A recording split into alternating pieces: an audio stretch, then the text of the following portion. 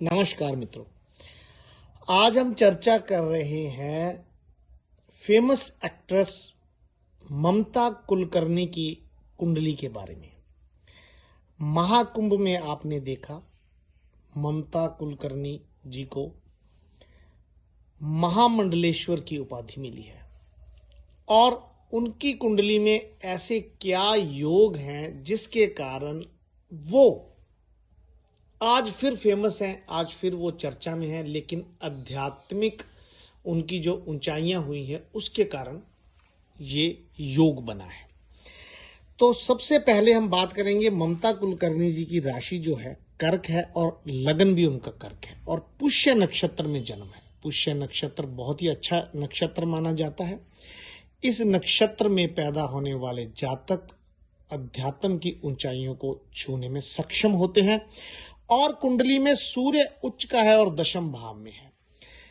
सूर्य दशम का जब भी कुंडली में आता है और उस पर किसी भी ग्रह की 7वीं दृष्टि यदि नहीं होती तो सूर्य बहुत ही एनर्जेटिक पावर हो जाता है, अध्यात्म की ओर ले जाने के लिए अग्रसर हो जाता है। इसके साथ साथ उनकी शुक्र की महादशा में गुरु की अंतर्दशा चल रही है।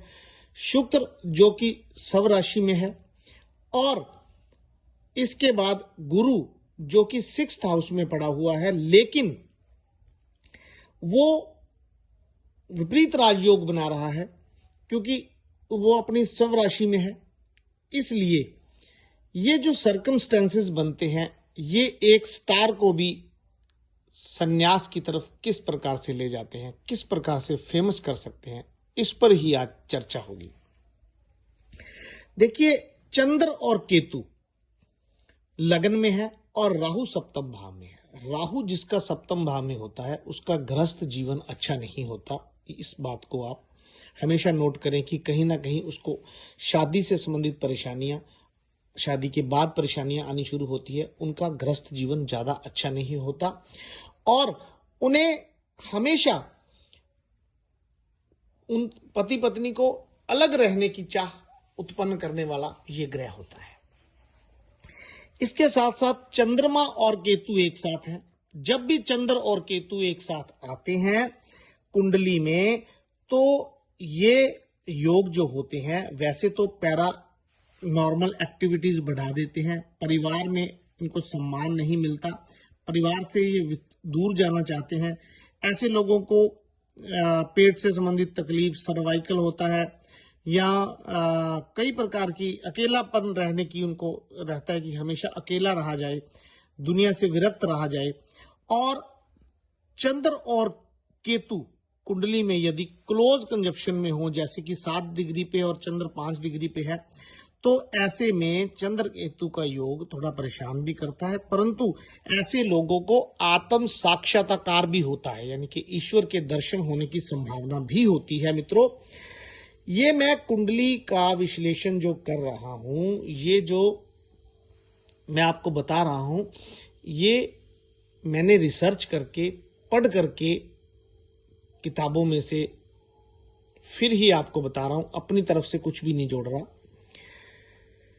कहते हैं कि शनि की दृष्टि, शनि की तीसरी दृष्टि जब लगन पर पड़ती हो और वहां लगन और राशि एक ही हो तो ऐसे में संन्यास योग के बहुत अच्छे चांसेस बनते हैं। तो मित्रों, ममता कुलकर्णी जी की कुंडली में ये योग भी बन रहा है और शनि की जब तीसरी दृष्टि पड़ रही है और इसमें दशमेश भी बली होकर के संन्यास योग की तरफ ले जाता है। और केंद्र स्थान में, ये केंद्र स्थान होते हैं मित्रों 1, 4, 7 और 10। यदि केंद्र स्थानों में 3 से अधिक ग्रह, 4 या 5 ग्रह बैठ जाते हैं तो भी संन्यास की तरफ लेकर के जाते हैं, व्यक्ति को फेमस भी करते हैं उसमें। तो इनकी कुंडली में विपरीत राजयोग होने की वजह से फेमस ये पहले भी थी। स्टार बनने के पहले भी ये स्टार बनने के बाद, फिल्म इंडस्ट्री में आने के बाद ये फेमस हुई। उसके बाद फिर ये चर्चाओं में रही किसी कारणवश और अब ये अध्यात्म की तरफ होकर के भी फेमस हो रही हैं। और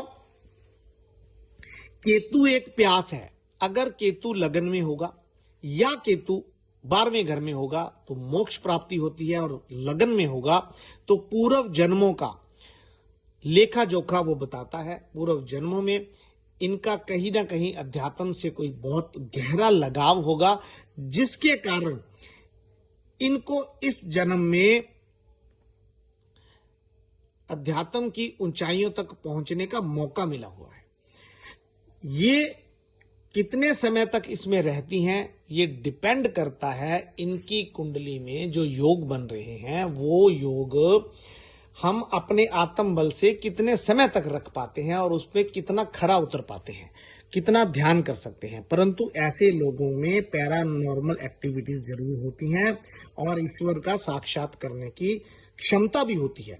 तो ममता कुलकर्णी जी की ये कुंडली का मैंने जो विश्लेषण किया है, और भी अधिक मैं इसको करना चाहता हूं, लेकिन बहुत कुंडली का विश्लेषण करने पर यह वीडियो बहुत ज्यादा बड़ा हो जाएगा और शायद आम व्यक्ति को उसका जो है ज्यादा इंटरेस्ट भी नहीं रहेगा। इसलिए ये जो मैंने योग बताए हैं, ये वाकई ही इनकी कुंडली में केतु और चंद्र एक प्यास देते हैं, इनके अंदर एक ईश्वर को प्राप्त करने की प्यास देते हैं। ऐसी कुंडलियां जो होती हैं बहुत ही अच्छी मानी जाती है, राजयोग कारक होती है। धन्यवाद।